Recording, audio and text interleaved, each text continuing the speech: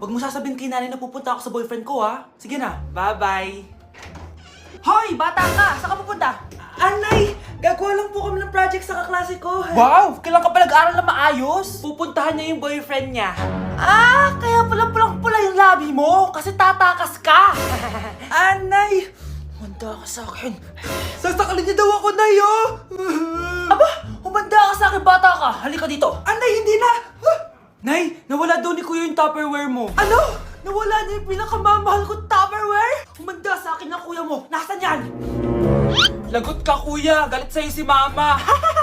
Ano sabi mo, Kyle? Nasaan na yung kuya mo? Ha? Nandito ka palang bata ka, ha? Etong sa'yo. Bakit mo pinito yun, Nay? Sabi ni Kyle, nawala mo doon Tupperware ko. Anong nawala? Eto Tupperware mo, Nay, oh. Ay, nandyan pala.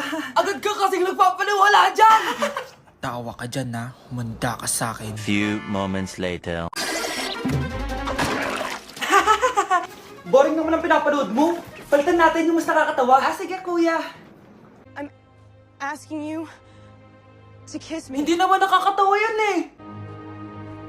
Bastos yan eh. Ayun na, magkikiss na sila. Hay! Mga punyeta kayo? Ano pinapanood nyo? Anay! Si Kyle, Nay. Siya yung nanonood eh. Kyle! Ang bata mo pa! Ganyan na pinapanood mo? Kala ko naman matino ka. Si Kuya yun, Nay eh. No! Simula ngayon, bawal ka na mag-TV.